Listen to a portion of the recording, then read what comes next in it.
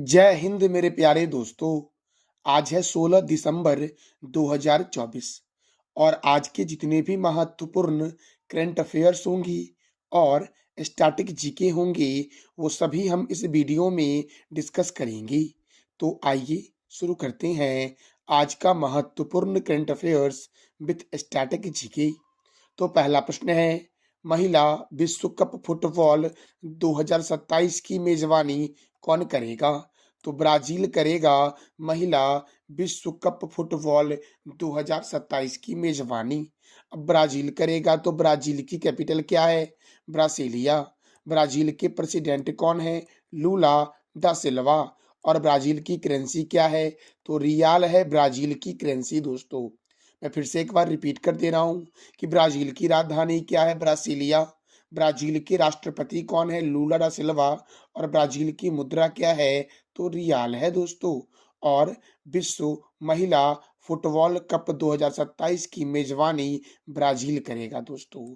अब देखो दोस्तों, फुटबॉल की सर्वोच्च संस्था का नाम है फीफा और फीफा का फुल फॉर्म कई बार एग्जाम में पूछा गया है।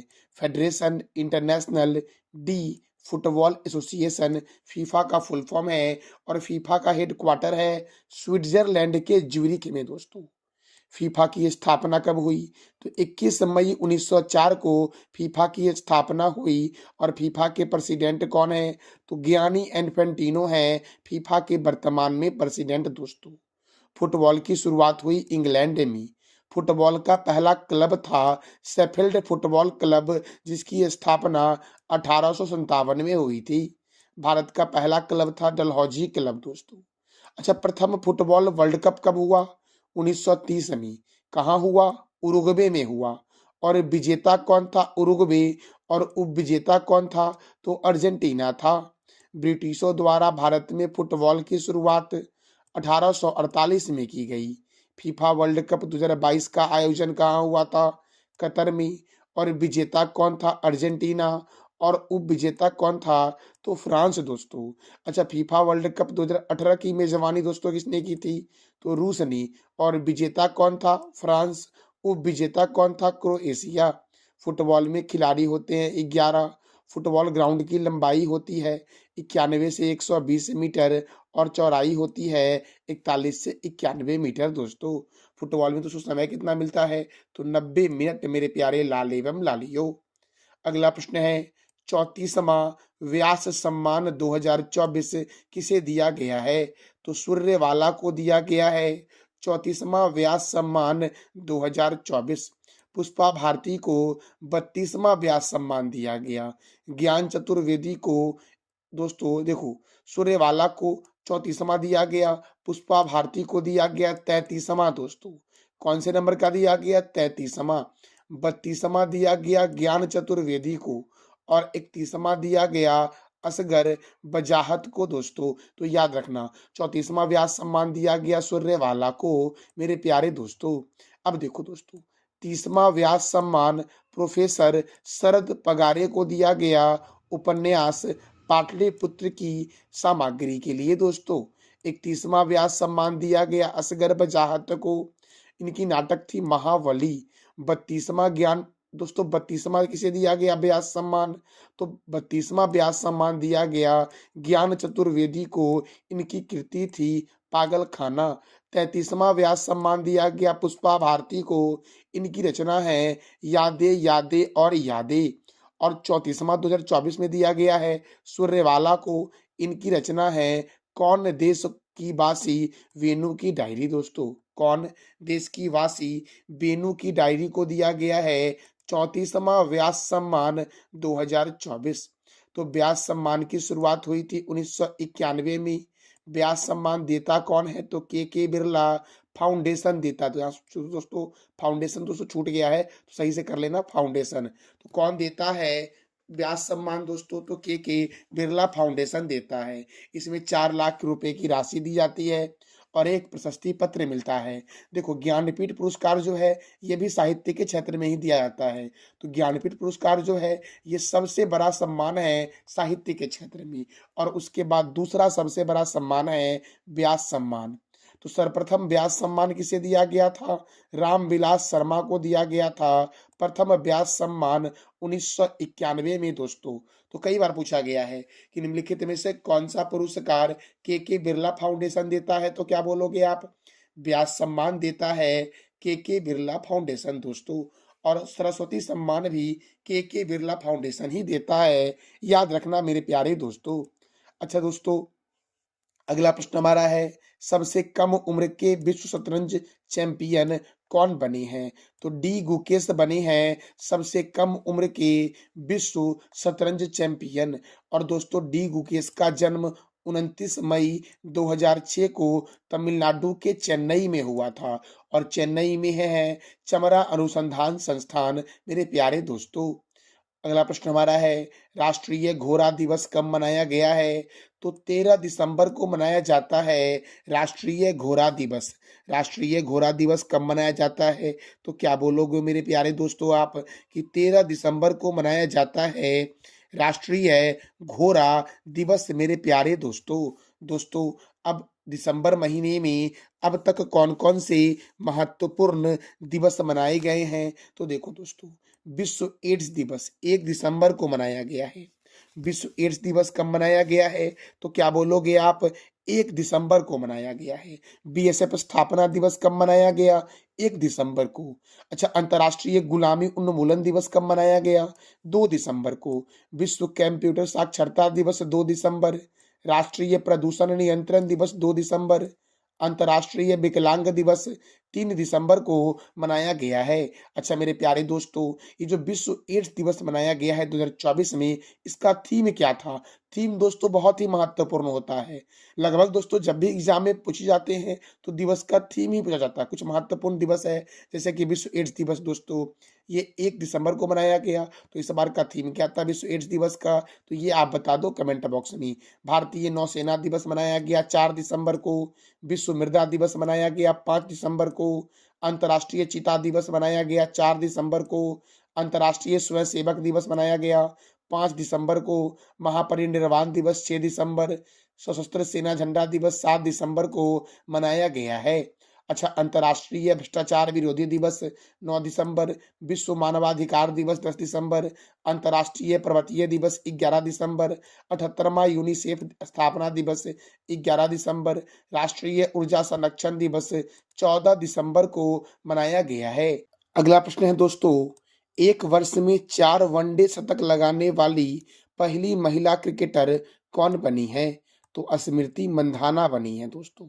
अब क्रिकेट में रणजी ट्रॉफी मिलता है, Irani trophy, Dilip trophy, CK Naidu trophy, Rani Jhansi trophy, Deodhar trophy, GD Birla trophy, Rohinton Baria trophy का संबंध किस खेल से है?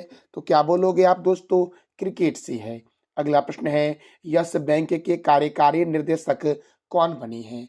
यस बैंक के कार्यकारी निर्देशक कौन बने हैं मेरे प्यारे दोस्तों? तो देखो दोस्तों, सबसे पहले यह जानेंगे कि यस बैंक की स्थापना कब हुई। तो यस बैंक की स्थापना दोस्तों 2004 में हुई, और फेसबुक की स्थापना भी 2004 में हुई। और यस बैंक का हेडक्वार्टर कहाँ है? मुंबई में। और यस बैंक के कार्यकारी निदेशक बने हैं मनीष जैन दोस्तों। कौन बने हैं? मनीष जैन। अगला प्रश्न है, पुरुष फीफा विश्व कप 2034 की मेजबानी कौन सा देश करेगा? पुरुष फीफा विश्व कप 2034 की मेजबानी कौन सा देश करेगा? तो मेरे प्यारे दोस्तों याद रखना, सऊदी अरब करेगा। कौन करेगा? सऊदी अरब। और मेरे प्यारे दोस्तों, मैंने तुरंत आपको बताया कि महिला विश्व कप फुटबॉल 2027 की मेजबानी कौन सा देश करेगा, तो ये आप बता दो कमेंट बॉक्स में। तो देखो दोस्तों, सऊदी अरब की कैपिटल क्या है? रियाद। और सऊदी अरब की करेंसी क्या है? मुद्रा क्या है? रियाल। और सऊदी अरब के किंग कौन है? तो सलमान ऑफ सऊदी अरेबिया है सऊदी अरब के किंग मेरे प्यारे दोस्तों। अब देखो दोस्तों, फुटबॉल के बारे में तो मैंने बहुत सारी बातें आपको बताई पहले भी। अब थोड़ा सा और आगे जान लेते हैं कि विवेकानंद युवा भारतीय स्टेडियम फुटबॉल के लिए प्रसिद्ध है, और ये कोलकाता में है। कोलकाता कौन से रिवर के किनारे है दोस्तों? तो हुगली नदी के किनारे है। देखो वेम्बले स्टेडियम लंदन में है और लंदन है टेम्स नदी के किनारे। ब्रुकलिन स्टेडियम दोस्तों कहाँ है, तो लंदन में ही है, इंग्लैंड में। अंबेडकर स्टेडियम कहाँ है, दिल्ली में, और दिल्ली है यमुना रिवर के किनारे। और ब्राजील और फ्रांस का जो राष्ट्रीय खेल है वो फुटबॉल है। देखो full back, half back, striker, centre, penalty kick, free kick, referee, tie breaker और हेड हैंडबॉल का संबंध फुटबॉल से है।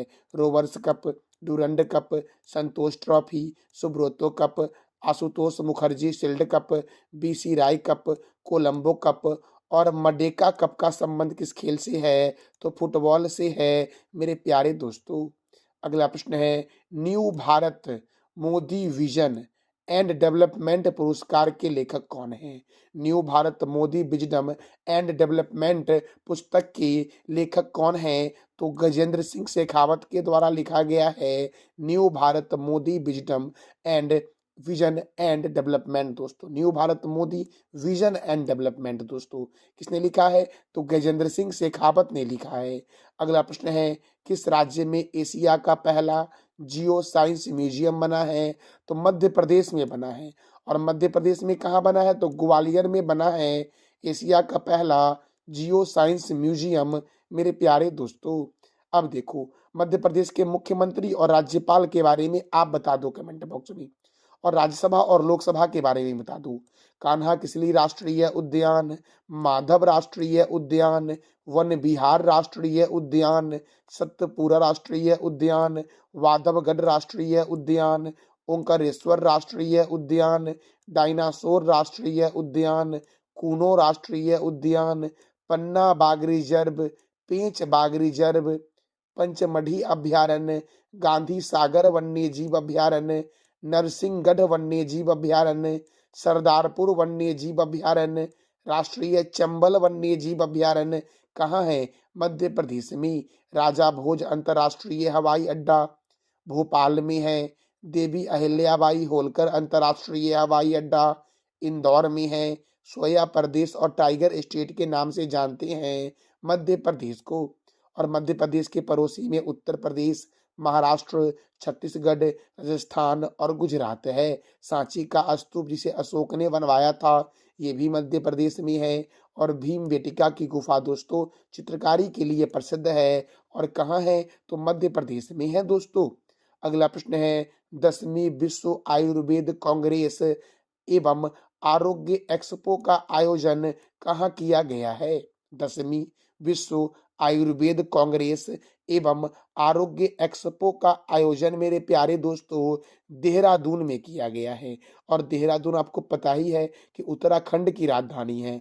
अच्छा उत्तराखंड में ऋषिकेश भी है जहां पर लक्ष्मण झूला दोस्तों है। शिमला में दोस्तों क्या है, तो केंद्रीय आलू अनुसंधान संस्थान। और लद्दाख में हेमिस राष्ट्रीय उद्यान है मेरे प्यारे दोस्तों। देखो उत्तराखंड की राजधानी है देहरादून। उत्तराखंड के गवर्नर कौन है, गुरमीत सिंह।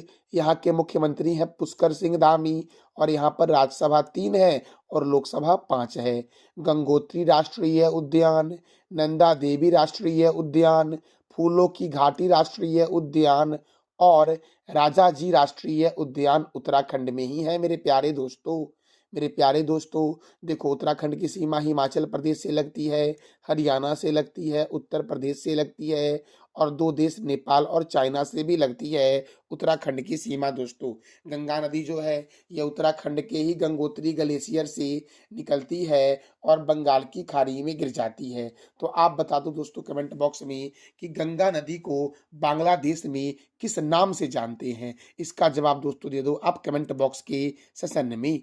मेरे प्यारे दोस्तों मैंने कल आपसे 3 प्रश्न किया था कि ब्रह्मांड का अध्ययन करने वाला विज्ञान क्या कहलाता है, कॉस्मोलॉजी। बिग बैंग सिद्धांत किसने दिया था, जॉर्ज लेमेंत्रे ने। और जॉन महामामा ने किस देश के राष्ट्रपति का चुनाव जीता है, तो घना के राष्ट्रपति का चुनाव जीता है जॉन महामा ने दोस्तों।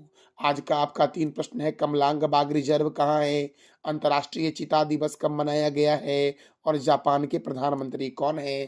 तो इस तीनों प्रश्नों का जवाब दे दो आप कमेंट बॉक्स में। ये था हमारा आज का महत्वपूर्ण current affairs with static GK. इस वीडियो का पीडीएफ आपको टेलीग्राम पे मिलेगा, जिसका लिंक वीडियो के डिस्क्रिप्शन बॉक्स में है। थैंक यू सो मच मेरे प्यारे दोस्तों।